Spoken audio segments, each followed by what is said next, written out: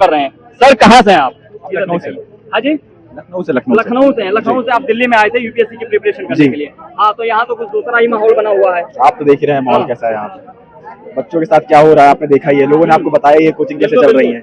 ना एनओसी है इनके पास, ना इनको बच्चों की कोई वैल्यूज है, ना पैसा इन्हें भर भर के दे दो आप, बस बोरे में आप इनको पैसा भर के दे दो, लगा देंगे। अच्छा, फीस अगर देखी जाए तो कितना होती होगी?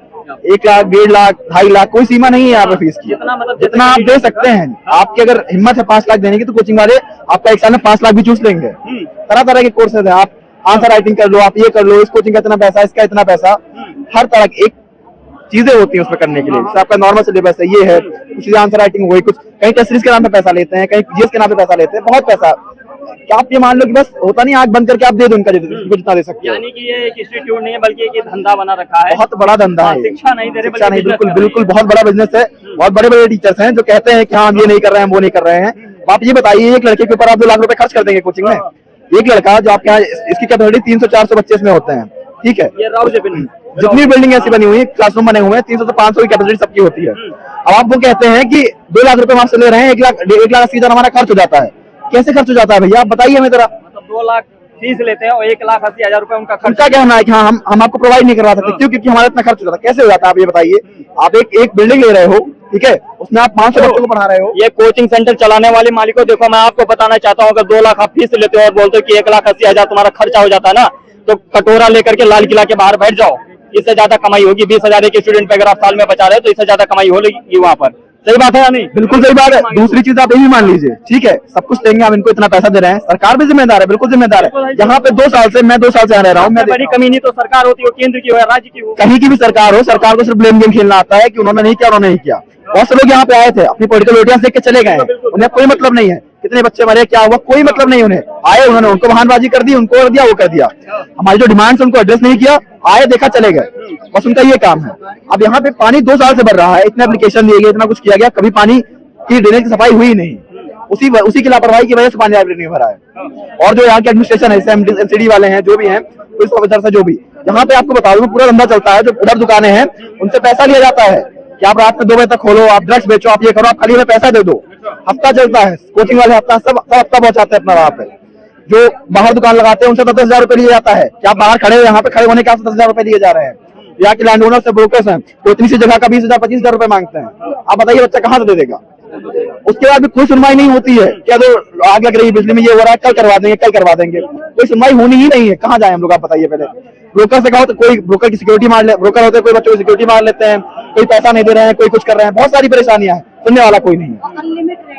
अनलिमिटेड रेंट है, एक बच्चों से एक रूम का 40-40 हजार लिया जा रहा है। ये कहाँ का है? देखिए ये सर एक प्रिंट भी दिखा रहा है, रेंट लाइक इंग्लैंड, यानी कि इंग्लैंड के बराबर में। एक बात बता दूं, अभी 1-2 दिन पहले एक लड़की करोल बाग में, उसका रेंट 20-20 हजार था, उसके उन्होंने 3,000 रेंट बढ़ा दिया।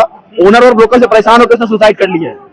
ओनर और ब्रोकर से परेशान होकर रूम रेंट को लेकर के सुसाइड कर लिया। जी, वो परेशान इतना हो गया उसने सुसाइड कर लिया है। आप समझ सकते हैं किस तरह की व्यथा है ये। उसके माँ बाप के बारे में सोचिए, जो यहाँ पे मर गए उनके माँ बाप के बारे में सोचिए। जो प्रोटेस्ट हो रहा है उन्हीं के लिए हो रहा है, हम सब के लिए हो रहा है।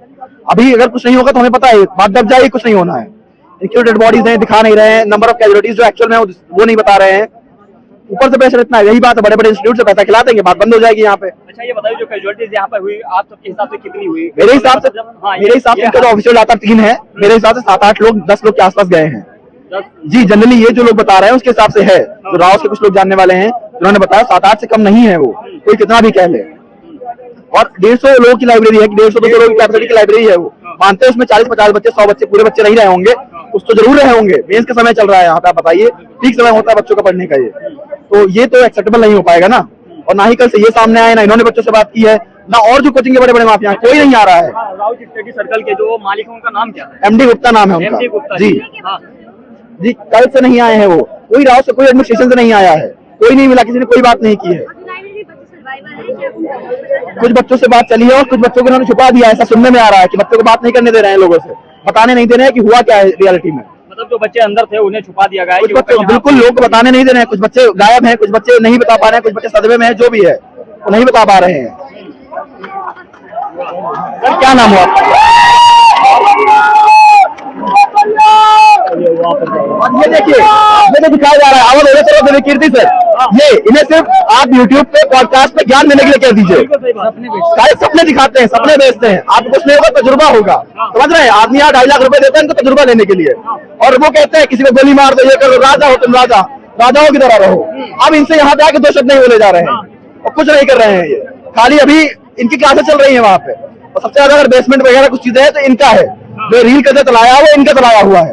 छोटी छोटी जो एंट्री करते हुए, ये करते हुए जो बनाया इन्होंने बनाया है।